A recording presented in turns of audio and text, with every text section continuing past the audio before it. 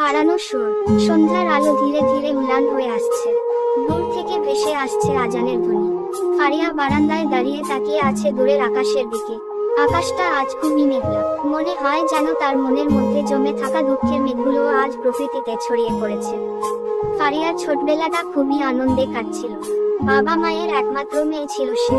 সব কিছুতেই তাদের আদরের কেন্দ্রবিন্দু হয়ে উঠেছিল। কিন্তু সব সুখ যেন হঠাৎই মলিন হয়ে গেল যখন তার বাবা একদিন বাড়ি ফেরার পথে সড়ক দুর্ঘটনায় মারা গেলেন। সেই সময় ফারিয়ার বয়স মাত্র 10 বছর। বাবার মৃত্যুর পর তাদের পরিবারের দায়িত্ব এসে পড়ল তার মা নাসরিনের উপর। নাসরিনের বয়স তখন খুব বেশি নয়, কিন্তু জীবনের ভার যেন তাকে দ্রুতই বুড়িয়ে দিয়ে। তিনি একটি গার্মেন্টসে কাজ নিলেন। যা কিছু উপার্জন করতেন তার অর্ধেক ফারিয়ার পড়াশোনার পেছনে খরচ করতেন। ফারিয়া খুব ভালো ছাত্রী ছিল। স্কুলে সবাই তাকে ভালোবাসত, কিন্তু তার মনের গভীরে যে এক বিশাল শূন্যতা কাজ করত সেটা কেউই বুঝতে পারত না। বাবা চলে যাওয়ার পর থেকেই ফারিয়ার মনে এক ধরনের অপরাধবোধ জন্ম নেয়। মনে হতো সে বুঝি তার বাবা মায়ের জীবনে কষ্টের কারণ হয়ে দাঁড়িয়েছে। যত দিন গেল ততই ফারিয়ার দায়িত্বের বোঝা বাড়তে লাগলো। উচ্চ মাধ্যমিকে পড়ার সময় তার মাও অসুস্থ হয়ে পড়েন। মায়ের চিকিৎসার খরচ চালাতে গিয়ে তাকে পড়াশোনার পাশাপাশি টিউশনিও করতে হলো। ক্লান্ত শরীর নিয়ে প্রতিদিন ক্লাস করার পরেও সে দমে যায়নি। মায়ের জন্য সবকিছু করতে প্রস্তুত ছিল সে। কিন্তু জীবন যেন তাকে এক মুহূর্তের জন্য স্বস্তি দেয়নি। ফারিয়া যখন বিশ্ববিদ্যালয়ে ভর্তি পরীক্ষার প্রস্তুতি নিচ্ছিল তখন একদিন হঠাৎ করেই নাসরিন মারা যান। এই মৃত্যু যেন ফারিয়ার জীবনের সব আলো নিভিয়ে দেয়।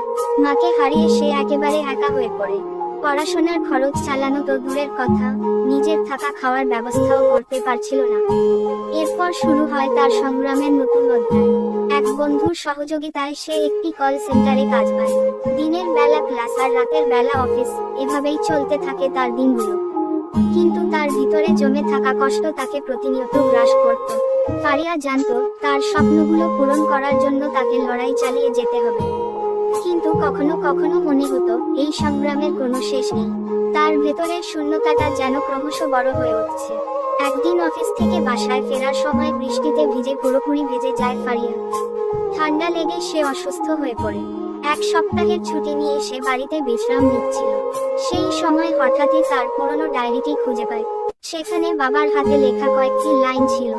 মা, জীবনে যতই কষ্ট আসুক কখনো হাল ছেড়ো না। তুমি আমার গর্ব, তোমার হাসিই আমার শক্তি। এই কথাগুলো যেন তার ভেতরে নতুন শক্তি যোগায়।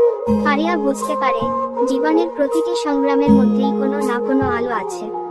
মায়ের স্মৃতি আর বাবার সেই কথাগুলোই তাকে সামনে এগিয়ে চলার প্রেরণা দেয়। ফারিয়া এখনো লড়াই করছে।